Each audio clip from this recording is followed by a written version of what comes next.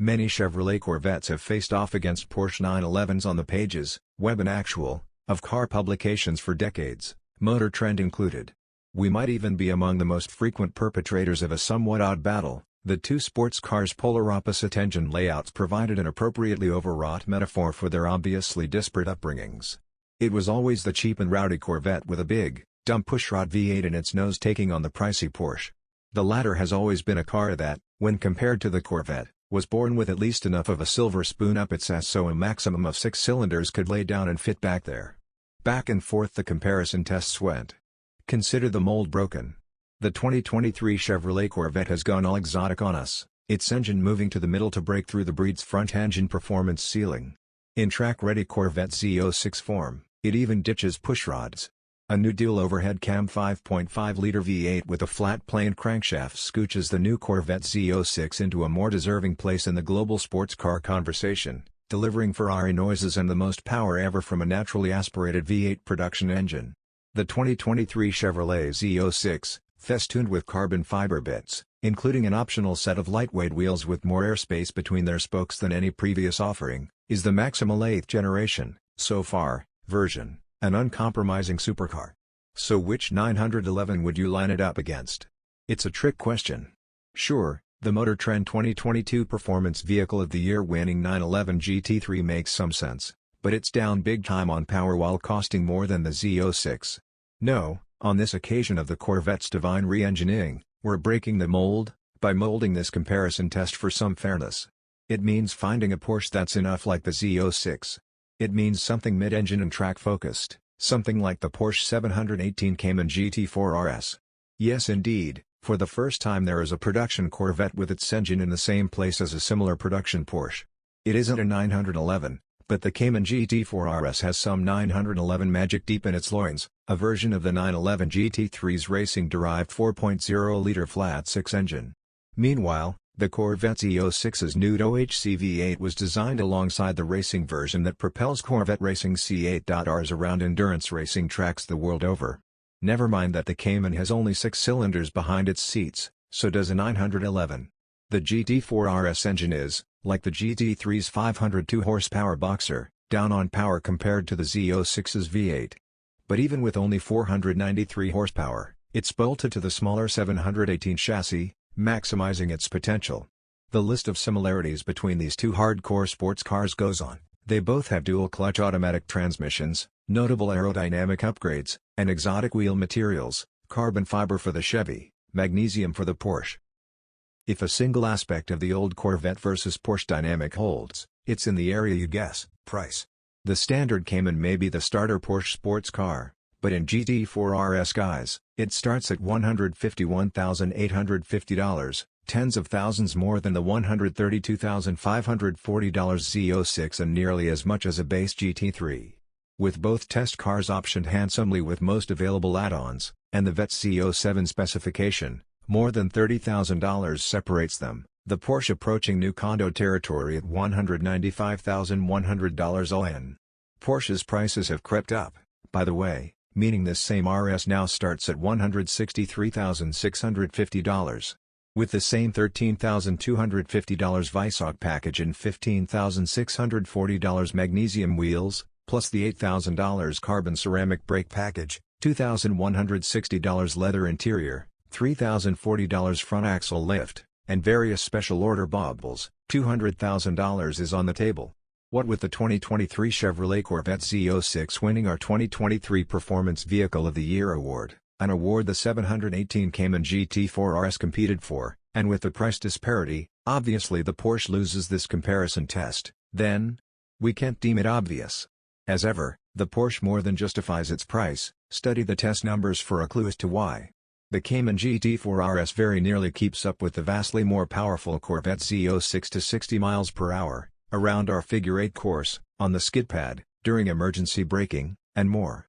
One digit separates the Porsche from the Corvette in nearly all of those objective metrics. The GT4 RS is 0.1 seconds behind the Z06 to 60 miles per hour, takes one additional foot to stop from 60 miles per hour, and it delivers a negligible 0.01 fewer g of lateral acceleration.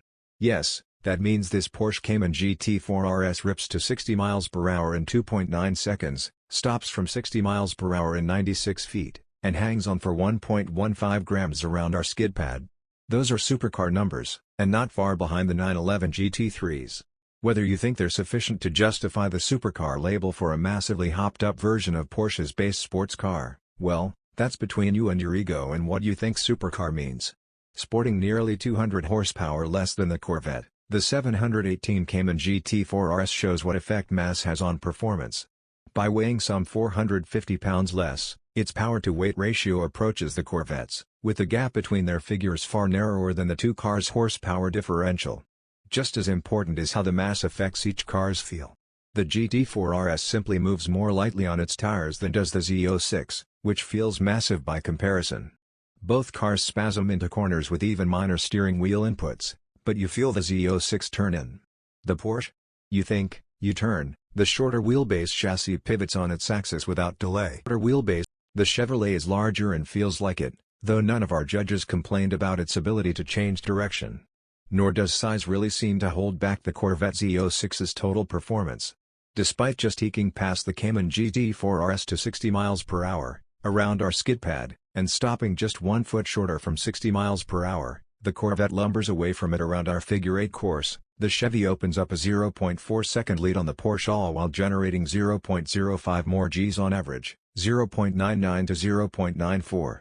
In fact, the Z06's figure-8 time was so good, it briefly held Motor Trend's record time, until it was beaten that same day by a $500,000 McLaren 765 LT Spider. High speeds are where the Corvette thrives. While our objective acceleration data is mighty similar between the two, that's only up to 60 miles per hour. Beyond that speed, and on through the quarter mile, the big-engine Corvette Z06 simply outpaces the Porsche, expanding its lead through 100 miles per hour, which it reaches 0.7 seconds sooner. Generating reassuring brake pedal feel is one thing the 2023 Chevrolet Corvette Z06 could do better. Chevy allows owners to select, via the touchscreen setup menu, one of two brake settings. The more aggressive one delivers the kind of ultra-firm, pressure-sensitive pedal you expect from a track car. It was the least objectionable but still felt artificial underfoot, even while delivering heroic and consistent braking performance. The more stroke-modulated setting was more vague in its responses, and the pedal felt overboosted. We had no such complaints in the Porsche, whose brake pedal feels like an extension of your leg.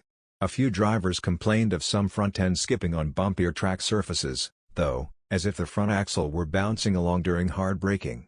If the Porsche could do something better, it's, well, everything off track. Yes, both of these cars are designed to devour racetracks, but the Corvette is more satisfying off of one. The Cayman GT4 RS is more one-dimensional, what with its fixed back seats, stiff ride, and cabin noise levels that rival the inside of a jet engine. Our judges were torn on whether the Porsche's ear-splitting intake noise was one of the greatest automotive sounds and features of all time, or akin to driving with a newborn baby set to agitate stuff somewhere behind the seat.